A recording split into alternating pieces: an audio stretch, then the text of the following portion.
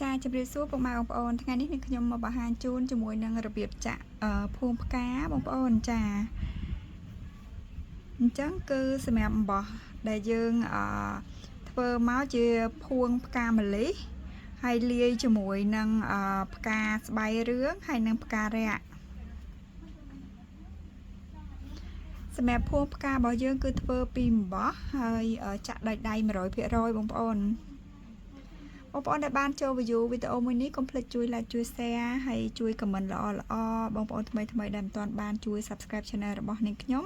ជួយ subscribe channel របស់នាងខ្ញុំម្នាក់មួយដើម្បីជាកម្លាំងចិត្តសម្រាប់នាងខ្ញុំធ្វើវីដេអូបន្តទៀតណាចាអញ្ចឹងចង់ដឹងថាភួងផ្កានេះយើងចាក់របៀបណាអញ្ជើញពុកម៉ែបងប្អូនទៅទស្សនាពីរបៀបចាក់ទាំងអស់គ្នាចាបងប្អូននេះជាអំបោះដែលខ្ញុំប្រើម្ជុលគឺខ្ញុំប្រើម្ជុលលេខ3បងប្អូនហើយអំបោះនេះគឺជាអំបោះលីឡុងតសៃមួយបងប្អូន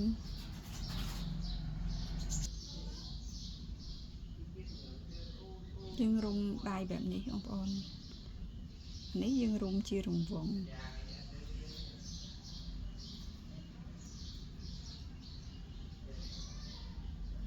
បន្ទាប់មកគឺយើងនេះ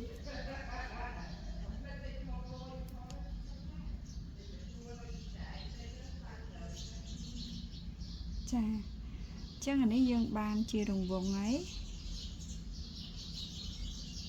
បន្ទាប់មកខ្ញុំចាក់ឆែនចំនួន2ហើយខ្ញុំចាក់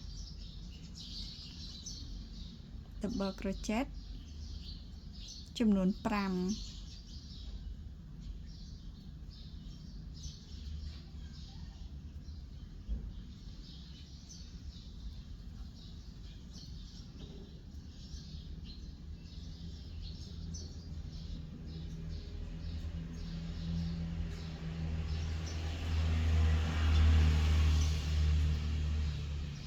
បាន double crochet ចំនួន5ហើយខ្ញុំលែងបោះខាងនេះខ្ញុំមកចាក់យកនេះបងប្អូនពីខាងនេះទៅទាញវាចូល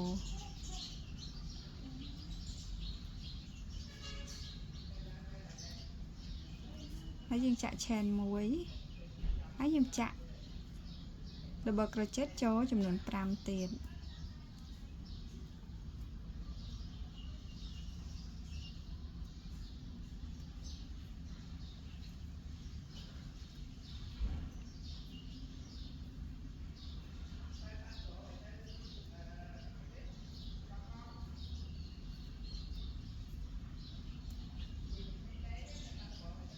បន្ទាប់មកយើងមកនេះdouble crochet ដើមគេហ្នឹងបងប្អូនទាញយកកន្ទុយអំបោះនេះអីណា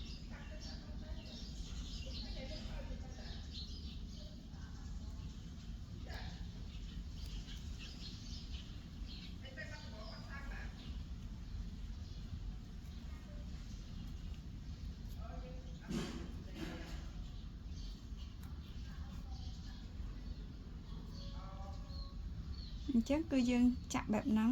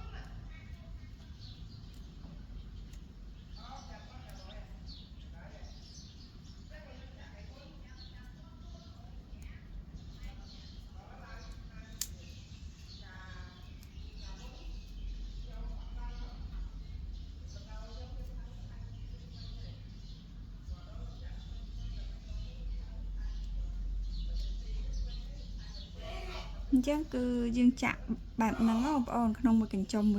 ណាយើងចាក់5 double crochet ធ្វើជា popcorn មួយ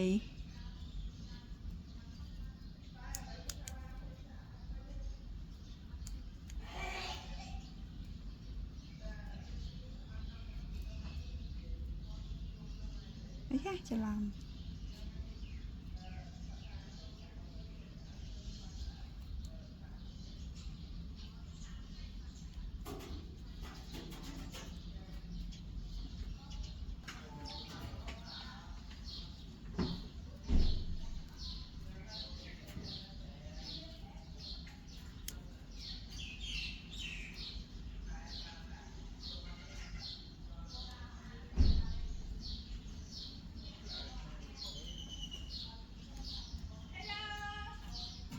ចាបងប្អូននេះយើងចាក់ចំនួន2 4 6 8ហើយយើងធ្វើការភ្ជាប់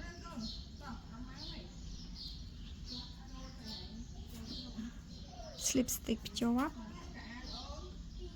តបមកខ្ញុំចាក់នេះ slip stick មកចំណុចកណ្ដាលនេះបងប្អូន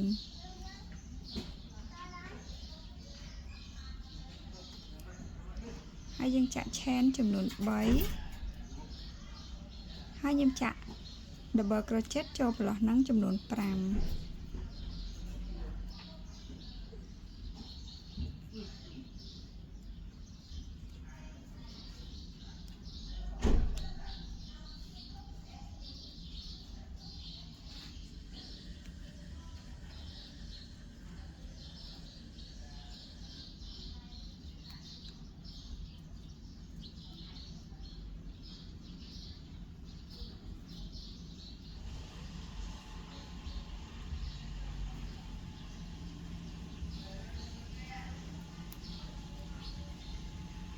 យើងចាក់ chain មួយនិយាយទៅយើងចាក់ដូចជួរមុនអញ្ចឹងណាបងប្អូនអញ្ចឹងយើងចាក់ចូលប្រឡោះហ្នឹងចំនួន5 double crochet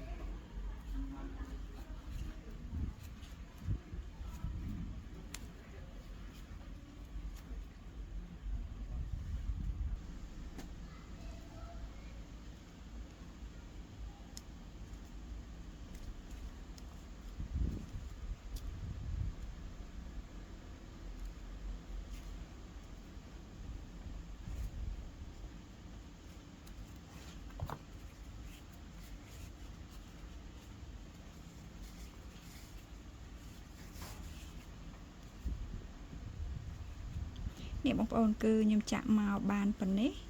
បើយើងបត់មកយើងគិតថាដូចសំល្មមហ្នឹងបងប្អូនអានេះពេលដែលយើងញាត់សលៃទៅវាអត់អញ្ចឹងទេអញ្ចឹងការងារបន្ទាប់ទៀតគឺយើងត្រូវចាក់ជាមួយនឹងផ្កាចាឥឡូវយើងមកចាក់ជាមួយនឹងផ្កាបងប្អូនគឺនេះយើងហៅថាផ្ការៈបងប្អូនចាផ្ការៈគឺមានចំនួន5ជ្រុងបែបហ្នឹងបងប្អូនណាចា5ជ្រុងបែបហ្នឹងតោះខ្ញុំបង្ហាញពីរបៀបចាក់ផ្ការៈចឹងបងប្អូនដំបូងគឺយើងត្រូវចាក់ជាមួយនឹងការចាក់ឆែនចឹងយើងរុំមកជល់ចាក់ឆែន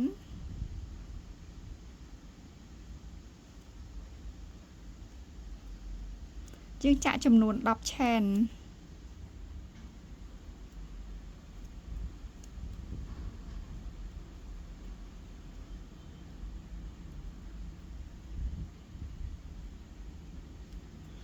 ចាយើងចាក់បានចំនួន10ឆែនហើយអ្នកបងប្អូនយើងចាប់ផ្ដើមចាក់ចូលប្រឡោះនេះថ្ពួកអំបោះមកមួយចាក់មួយទៀតហើយចាក់មកប្រឡោះទៀតអញ្ចឹងចាក់ចំនួន5ប្រឡោះតែពេលដែលយើងមើលអំបោះនៅលើនេះគឺចំនួន4ណាបងប្អូនចាយើងទាញអំបោះមកទាំងអស់បន្ទាប់មកនេះអាប្រឡោះបន្ទាប់នេះបងប្អូននេះយើង slip stick មួយ slip stick មួយហើយប្រឡោះបន្ទាប់គឺយើងចាក់ single crochet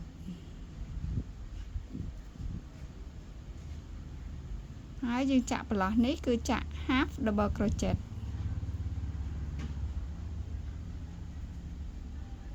បន្ទាប់មកយើងចាក់ double crochet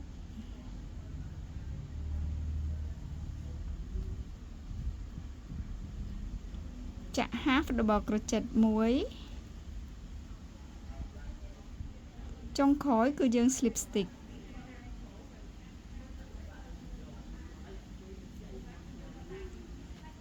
អញ្ចឹងនេះបងប្អូនយើងបានចាអញ្ចឹងយើងបានមកនេះបងប្អូននេះមកជ្រុងហើយអញ្ចឹងយើងចាក់ទៅទៀតគឺយើងចាក់ដូចបាញ់មិញអញ្ចឹងឆែនចំនួន10 2 3 4 5 6 7 8 9 10ហើយយើងចាក់ដូចគ្នា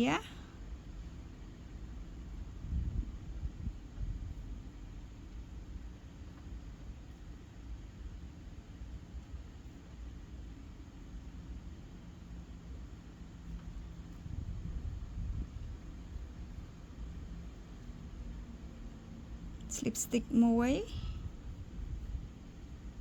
single crochet មួយ half double crochet មួយ double crochet តម្លាក់មកវិញ half double crochet slip stick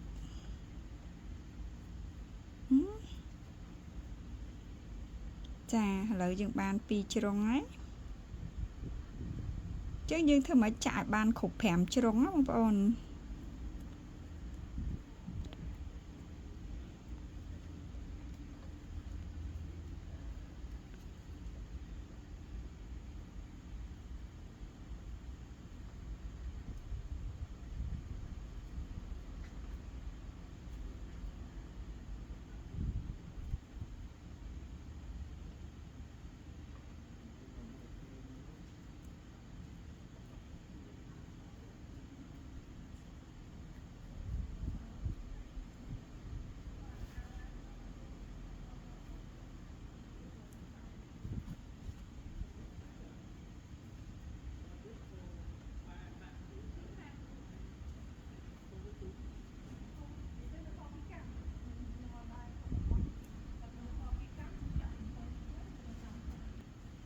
ចានេះបងប្អូនយើងចាក់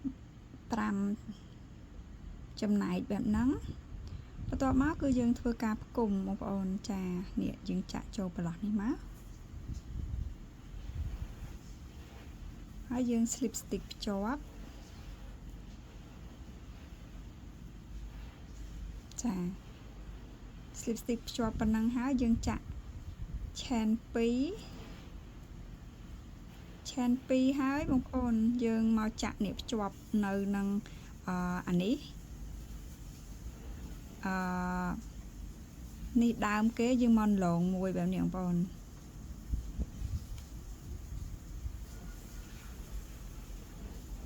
slipមកភ្ជាប់បែបហ្នឹងមកចាហើយយើងចាក់ chain ចំនួន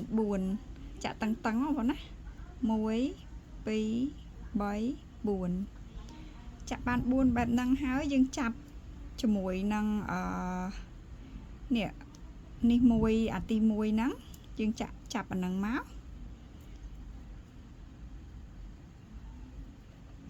ហើយយើងមកចាក់ភ្ជាប់កន្លែងកនេះបងប្អូនកន្លែងកលាក់កនេះណាចា slip ភ្ជាប់អាហ្នឹងមកបន្ទាប់មកគឺយើងមកចាប់អានេះមួយទៀតយើងមកភ្ជាប់កន្លែងកនឹងដូចគ្នា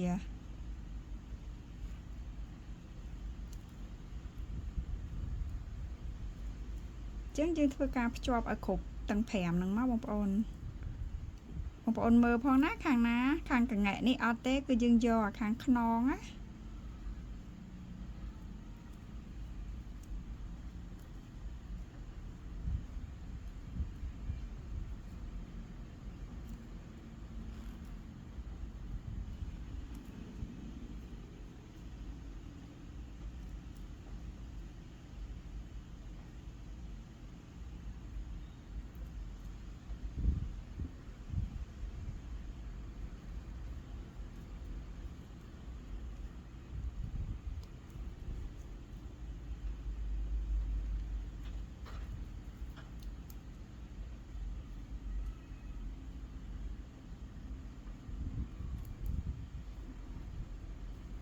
ហើយនេះបងប្អូន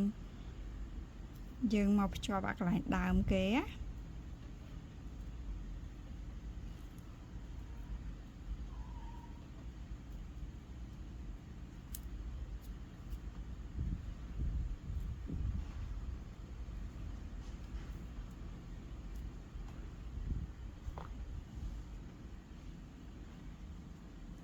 ចឹងយើងភ្ជាប់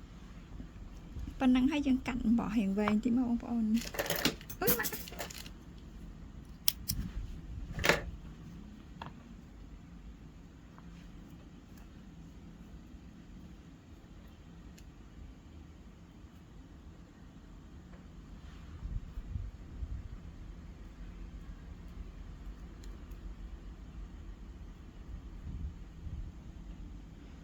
យើងលាក់កតុយអំបោះមកបងប្អូន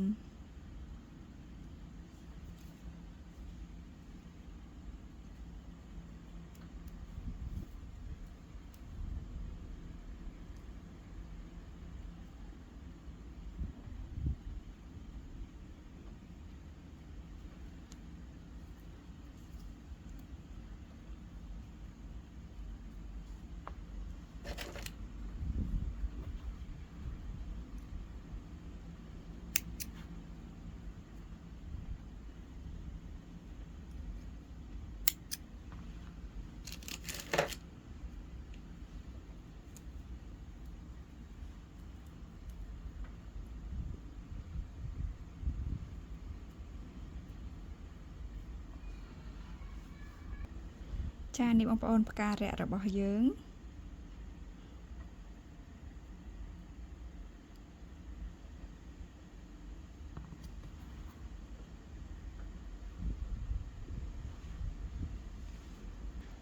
ចាអញ្ចឹងក្រោយពីយើងចាក់ផ្ការៈបានហើយយើងត្រូវមកចាក់ជាមួយនឹងផ្កាស្បៃរឿងវិញម្ដងបងប្អូន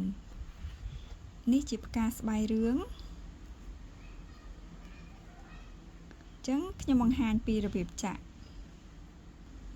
អញ្ចឹងជាដំបូងគឺយើងត្រូវចាក់ពណ៌បៃតងនេះសិនយើងរុំដៃជារង្វង់បែបហ្នឹងមក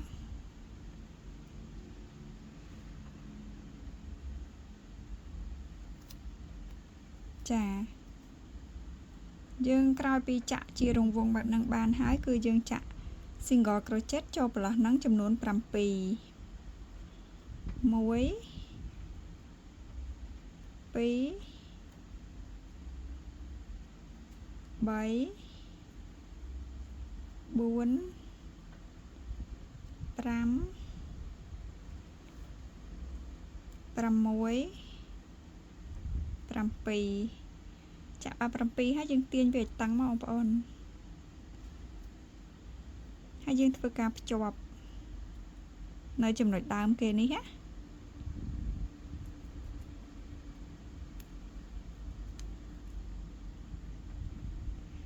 một đáy thì lâu ai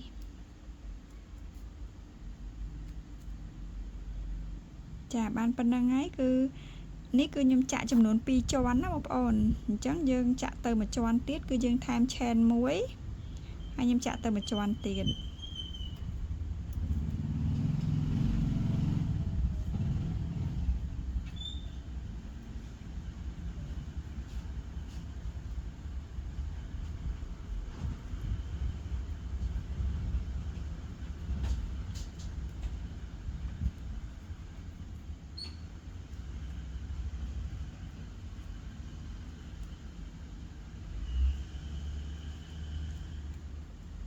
chà hai dươngធ្វើការភ្ជាប់យើងកាត់អំបោះប៉ុណ្ណឹងមកបងប្អូន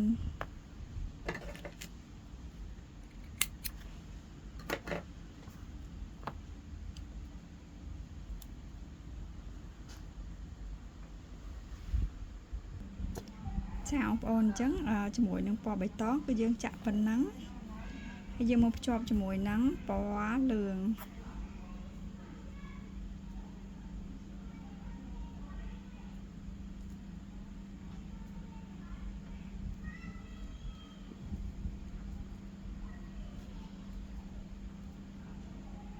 ចឹងយើងចាក់ឆែនចំនួន10 2 3 4 5 6 7 8 9 10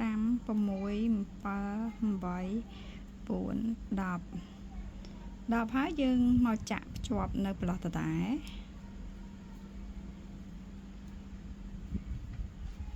ចាឥឡូវយើងបាន1ចឹងក្នុងមួយប្លោះហ្នឹងយើងចាក់2ចឹងយើងចាក់10ឆែនទៀត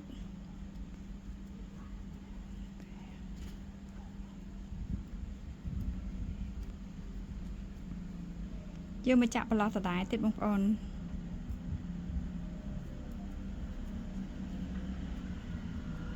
អញ្ចឹងក្នុងមួយប្លោះយើងធ្វើឲ្យបាន2អញ្ចឹងណាបងប្អូនចាក្នុងមួយប្លោះយើងធ្វើបាន2អញ្ចឹងឥឡូវយើងចាក់10ឆែនទៀត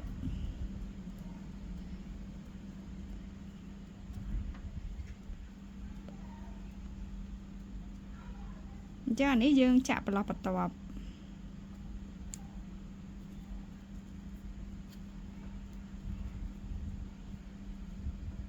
នេះហើយយើងចាក់10ឆែនទៀត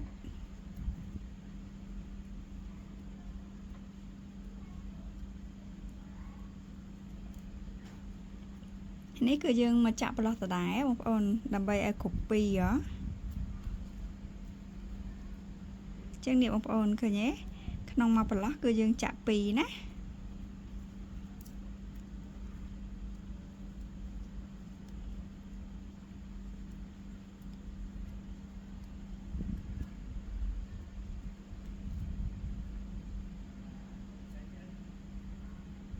ចឹងអានេះគ្រប់2អញ្ចឹងយើងមកចាក់ប្លោះបន្ទាប់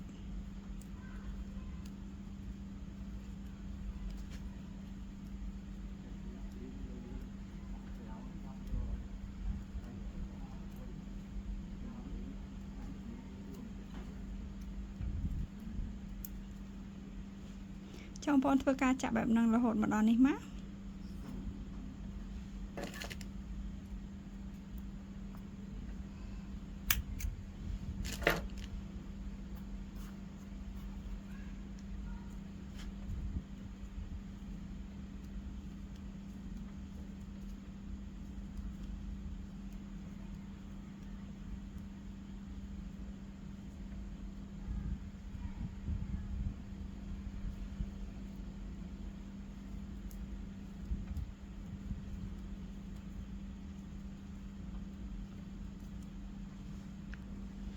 ចាបងប្អូនក្រោយពេលយើងចាក់មកជុំបែបហ្នឹងហើយយើងចាក់ឆែនចំនួន4 2 3 4 ចាក់បាន4ហើយយើងធ្វើការភ្ជាប់ជាមួយនឹងនេះបងប្អូនភ្ជាប់ដើមគេហ្នឹងចាភ្ជាប់បានប៉ុណ្ណឹងហើយយើងចាក់ឆែនចំនួន3ហើយយើងចាក់ double crochet 1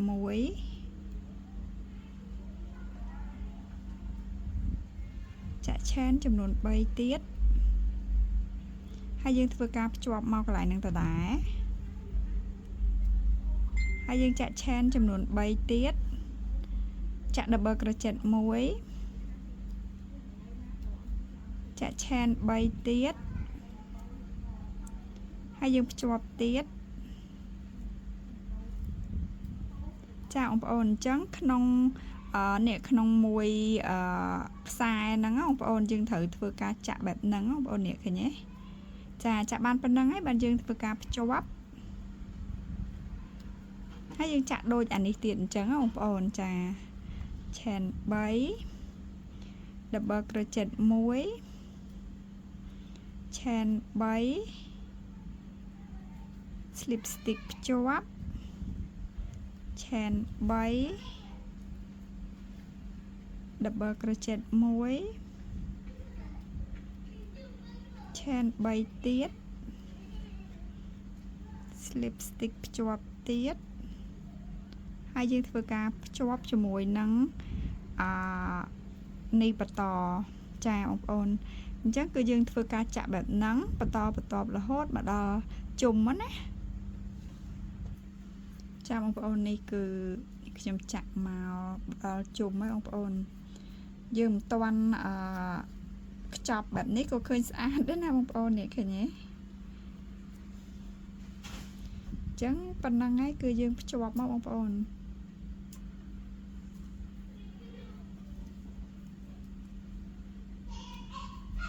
ចាអញ្ចឹងយើងផ្គុំភ្ជាប់បែបហ្នឹងហើយឃើញទេនេះបងប្អូននេះមួយគឺយើងចាក់ពីបែបហ្នឹងណាក្នុងមកប្រឡោះមកប្រឡោះណាអញ្ចឹងទៅវារីកស្អាតអញ្ចឹងណាអញ្ចឹងបានប៉ុណ្ណឹងហើយយើងកាត់អំបោះនេះរៀងវែងតិចមកបងប្អូន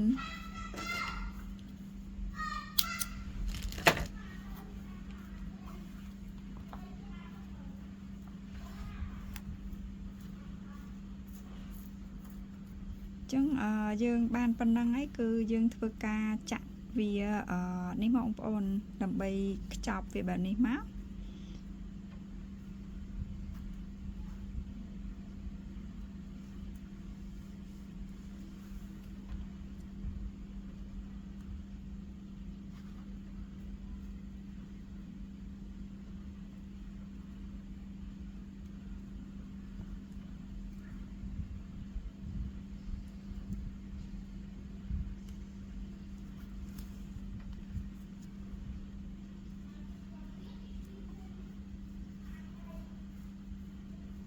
ចិត្តចាក់ដៃទៀតណាមកជុលហ្នឹងណាចាក់ដៃបានមុតទៀតលើអី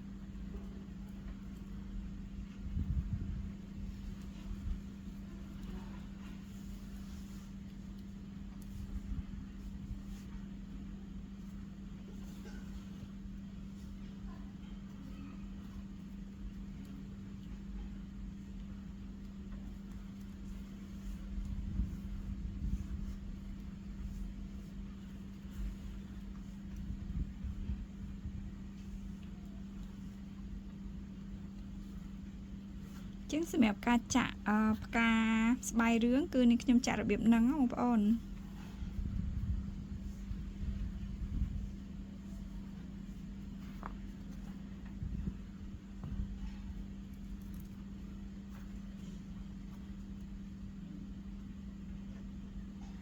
ចាបងប្អូនអញ្ចឹងសម្ភារៈធ្វើភួងផ្ការបស់យើងគឺរួចរាល់បងប្អូនគ្រប់សពអស់ហើយអញ្ចឹងសម្រាប់មុននឹងយើងផ្គុំគឺយើងត្រូវញុកសឡីក្នុងនេះសិនណាបងប្អូន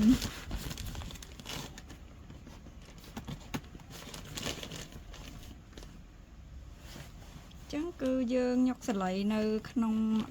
ភួងផ្ការបស់យើងសិនមក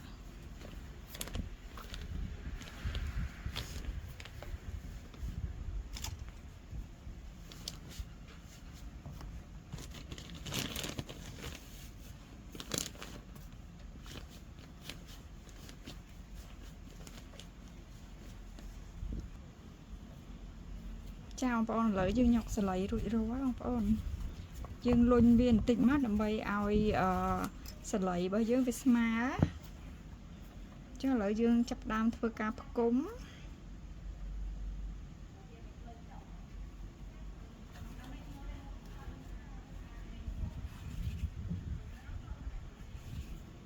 អញ្ចឹងជាដំបូងគឺខ្ញុំ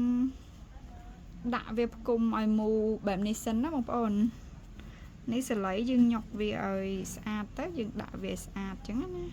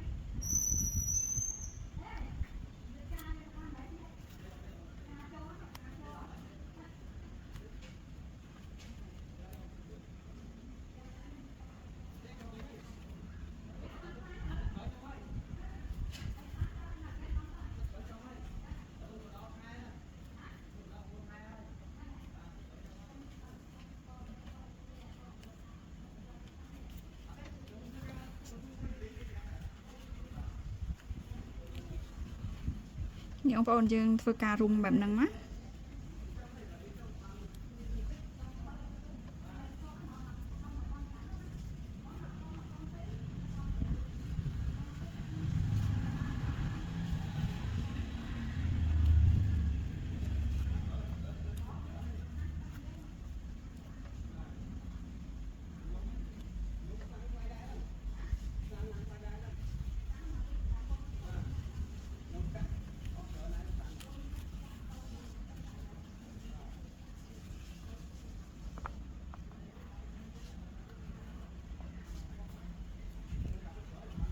ជឹកដាក់វាឲ្យអប់ចឹងណាបងប្អូនចានេះបងប្អូនគឺយើងចាក់មកឥឡូវរុំបែបហ្នឹងមកជាប់បងប្អូនអញ្ចឹងបន្ទាប់គឺយើងត្រូវដាក់ផ្កាស្បៃរឿងមួយ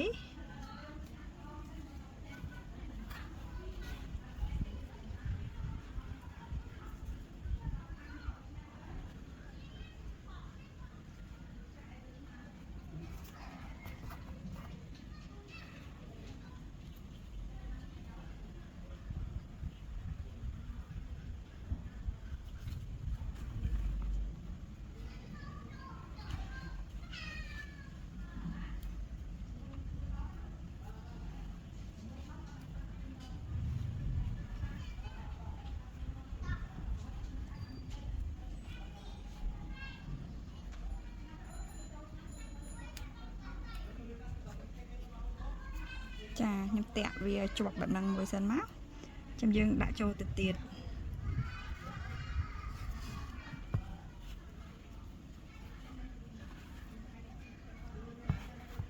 បន្ទាប់មកយើងសោកជាមួយផ្ការៈ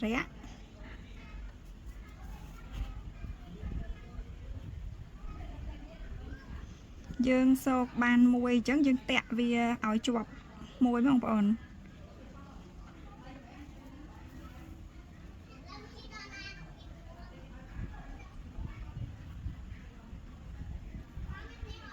ចាតាក់វាចឹងមកចាំយើងសូកបន្តទៀត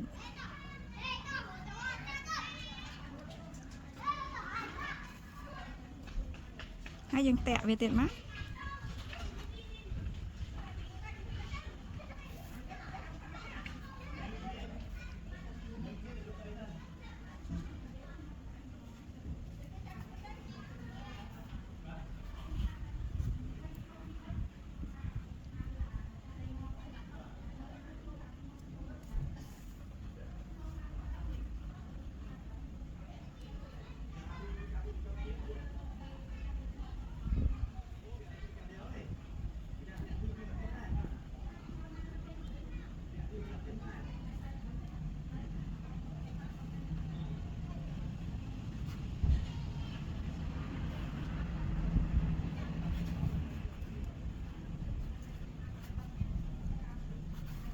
នេះបងប្អូនយើងតាក់ប៉ុណ្ណឹងហើយបើយើងដាក់ជាមួយផ្កាស្បៃរឿងមួយទៀត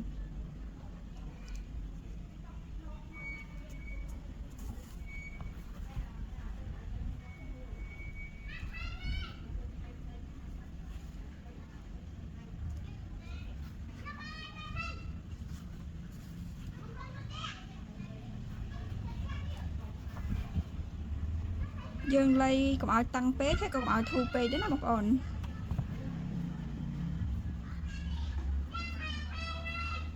យើងលៃថាល្មមហើយយើងតាក់វាឲ្យជាប់ប៉ុណ្ណឹងសិនមក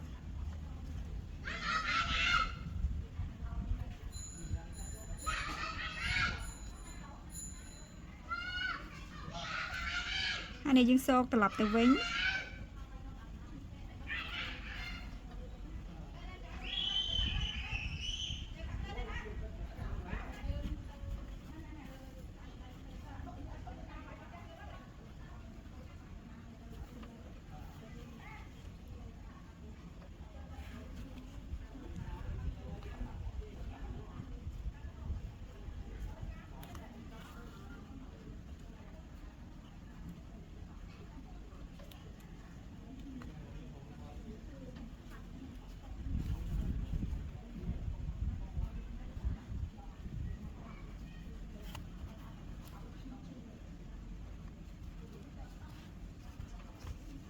ចាបងប្អូនអញ្ចឹងអានេះគឺយើងសូកមួយចំហៀងទៀតដូចគ្នាអញ្ចឹងបងប្អូនណាចា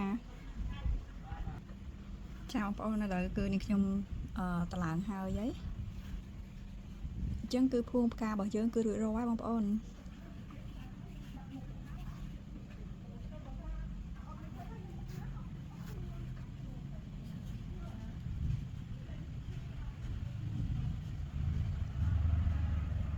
ចាអញ្ចឹងអរគុណច្រើនសម្រាប់បងប្អូនដែលបានចូល view វីដេអូនេះតាំងពីដើមរហូតដល់ចប់សង្ឃឹមថាវីដេអូនេះមានអត្ថប្រយោជន៍ដល់បងប្អូនទាំងអស់គ្នាបើសិនជាបងប្អូនគិតថាមានប្រយោជន៍កុំភ្លេចជួយ like ជួយ share សម្រាប់បងប្អូនថ្មីៗដែលមិនទាន់បានជួយ subscribe channel របស់នាងខ្ញុំកុំភ្លេចជួយ subscribe channel របស់នាងខ្ញុំម្នាក់មួយដើម្បីទទួលបាននៅវីដេអូថ្មីៗទៀតណាចាអញ្ចឹងអរគុណច្រើនជម្រាបលាជួបគ្នានៅវីដេអូក្រោយ